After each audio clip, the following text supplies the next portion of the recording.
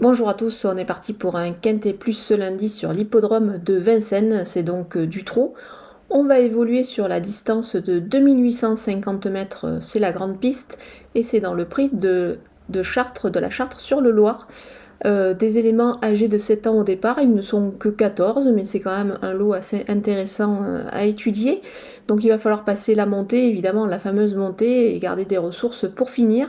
Il va falloir également faire le bon dosage entre les concurrents français et les concurrents étrangers qu'on a déjà vu bien se comporter sur cette piste de Vincennes, mais on va voir tout ça avec mon analyse.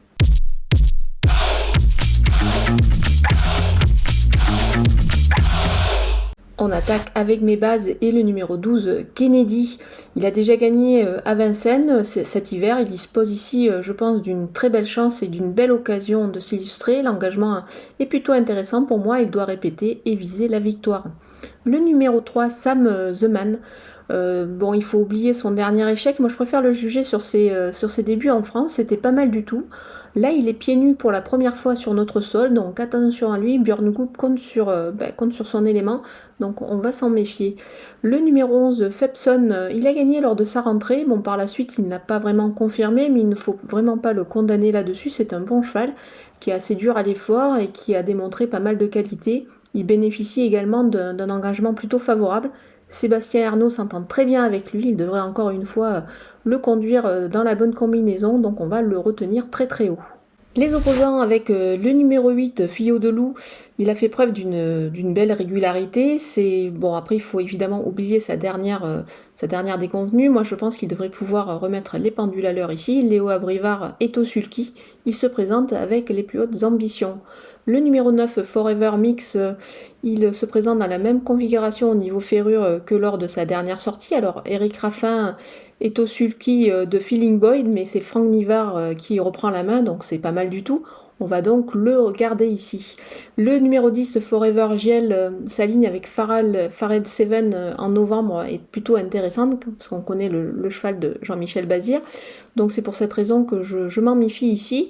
Il est capable de trotter en moins d'une 14 sur ce genre de parcours, donc ça me semble suffisant pour pouvoir jouer un rôle actif dans cette épreuve. Le numéro 6, Onas Nougat. J'ai bien aimé sa sortie sur 2700 mètres. C'était ici d'ailleurs, il était associé à Darby Mon qui sait très bien s'en servir. Il sera encore une fois au sulky. On va se méfier de ce tandem qui réalise souvent de belles performances. Mon coup de poker, c'est le numéro 13, Feeling Boy. Il est très bien placé dans cette épreuve.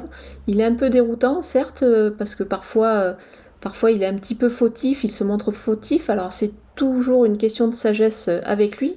Maintenant, décider, il ne devrait pas taper loin. Eric Raffin est aux commandes, on peut faire confiance au sulky d'or pour pouvoir lui donner le meilleur des parcours et tenter de canaliser son ardeur. Donc on va quand même le surveiller de très près ici. On enchaîne avec les outsiders et le numéro 7, Fils d'Eau-Fort. Il reste sur 2 sorties un petit peu décevantes. Il est pourtant capable de rivaliser dans ce genre de lot.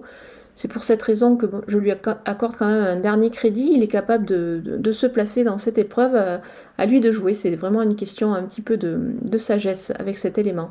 Le numéro 2, Zeus Steka, son passage sous la selle lui a été plutôt favorable. Cela s'est bien passé. Là, il revient à l'atelier avec des ambitions. L'engagement est certes pas spécialement favorable pour lui, mais on va quand même le surveiller de près. Il peut pourquoi pas accrocher une petite place ici. Le numéro 14, Fuego du Mortier. Alors tout semblait réuni pour que cette épreuve ressemble un petit peu à la course visée. Il est superbement bien engagé. Maintenant, c'est une petite rentrée. J'aurais également préféré que Franck Ouvry soit au sulky, car il s'entend très bien avec lui. Là, le driver est à pied. C'est donc son entraîneur qui lui est associé. Et d'ailleurs, ce dernier est un petit peu dans l'expectative. Il pense que son cheval va avoir besoin d'une petite course pour pouvoir se mettre en évidence. Mais quand même, vu quand même la qualité de l'engagement, je m'en méfie et je ne l'écarte pas totalement. On termine avec les délaissés et le numéro 5, Franklin Face. C'est rien de transcendant en Suède de son côté.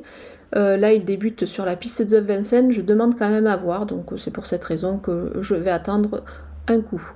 Le numéro 1, Tifoes Face, la grande piste, c'est vraiment pas du tout son truc.